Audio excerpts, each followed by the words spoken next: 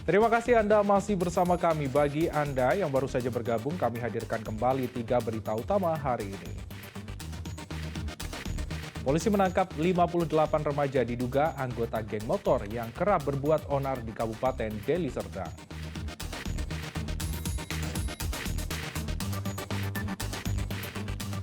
Minyak goreng kemasan murah yang dikeluarkan pemerintah bermerek Minyak Kita kini mulai langka di pasaran.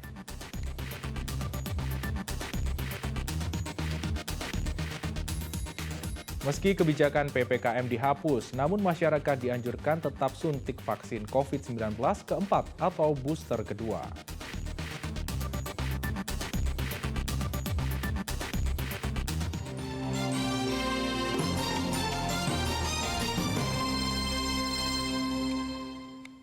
Ya, puluhan petani dari Kabupaten Serdang Bedagai menggelar unjuk rasa di kebun NPK Bahilang dengan cara mematok tanda batas lahan sebagai tanda lahan tersebut milik mereka. Unjuk rasa puluhan warga yang mengatasnamakan dirinya kelompok Tani Karya Sejati ini berlangsung di depan pintu masuk kebun Bahilang, Kecamatan Tebing Syah Bandar, Kabupaten Serdang Bedagai pada Selasa lalu. Puluhan warga ini membawa poster berisi aspirasi petani meminta agar pemerintah Kabupaten Serdang Bedagai dan pihak kebun mau menepati janji-janjinya sesuai hasil kesepakatan pada pertemuan dengan warga pada tahun 2006.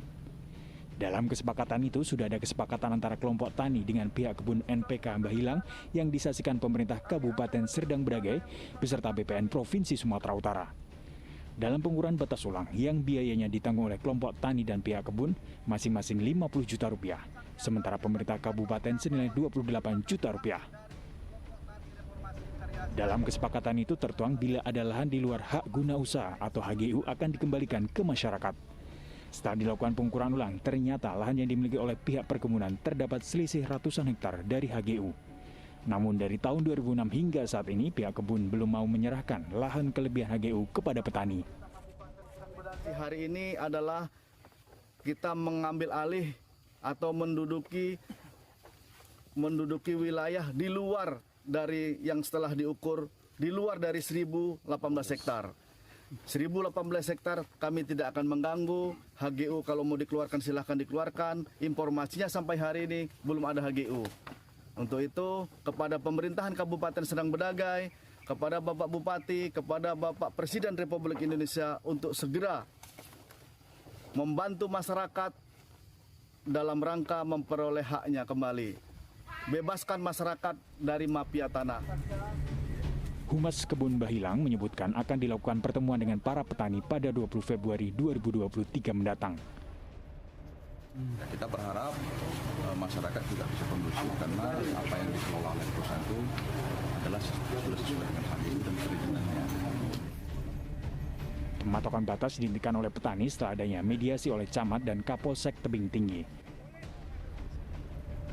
Muhammad Hamdani melaporkan dari Kabupaten Serdang Bedagai.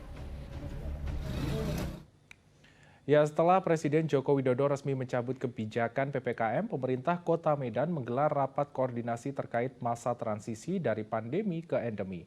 Poin penting yang dibahas dalam rapat tersebut yaitu keberadaan Satuan Tugas COVID-19. Usai PPKM dicabut, pemerintah Kota Medan menggelar rapat koordinasi. Mereka membahas masa transisi dari pandemi ke endemi. Pada rapat koordinasi, asisten pemerintah Kota Medan, M. Sofyan, menyatakan Satuan Tugas atau Satgas COVID-19 di Kota Medan belum dibubarkan. Keberadaan Satgas COVID-19 dinilai masih dibutuhkan di tengah masyarakat. Hal itu merujuk kebijakan pemerintah pusat yang juga belum membubarkan Satgas COVID-19. Pengaturan tentang transisi pandemi ke endemi ini tidak lanjut daripada pengumuman penghentian PPKM oleh Bapak Presiden Republik Indonesia. Jadi kami di pemerintah Kota Medan ini membahas apa yang harus kita lakukan dengan era transisi ini. Ya kan? Kita memiliki regulasi tentang hal-hal yang terkait dengan penanganan COVID. Nah, bagaimana regulasi ini untuk saat masa transisi ini? Nah, ini yang kita bahas. Ya, masih tentang COVID-19, meski pemerintah telah menghapus kebijakan pemberlakuan pembatasan kegiatan masyarakat atau PPKM, namun masyarakat di Kota Medan dianjurkan untuk tetap suntik vaksin COVID-19 keempat atau booster kedua. Hal itu dilakukan untuk mencegah penularan COVID-19.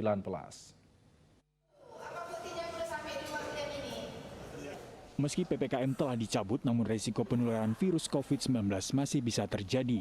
Untuk mencegah terjadinya lonjakan kasus COVID-19, pemerintah menganjurkan warga Kota Medan tetap suntik vaksin keempat atau booster kedua. Untuk mendukung pelaksanaan tersebut, Rumah Sakit Umum Pusat Haji Adam Malik Medan melayani suntik vaksin booster pertama dan kedua untuk warga. Pada periode pertama, pihak rumah sakit menyediakan 40 vial vaksin COVID-19 jenis Pfizer. Pelayanan suntik vaksin akan dibuka mulai pukul 8 pagi hingga pukul 13 siang. Untuk kami itu ada 40 vial, di mana 40 vial itu bisa untuk 480 peserta, 80 yang mendapat vaksin. Itu vaksinnya adalah vaksin Pfizer. Vaksin COVID-19 ini sebenarnya harus dilakukan terus-menerus. Karena apa? Walaupun ini kan kita terlihat bahwa jumlah kasus itu cukup signifikan untuk berkurang, tetapi ini menuju dari pandemi ke menuju ke endemi. Endemi itu pun walaupun endemi, dia tetap vaksinasi dilakukan.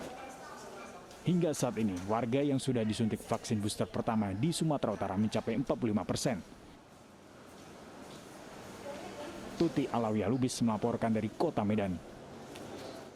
Dan informasi tersebut mengakhiri berita Medan hari ini. Saya Freddy Cahya, berterima kasih atas perhatian dan kebersamaan Anda. Selamat beraktivitas dan sampai jumpa.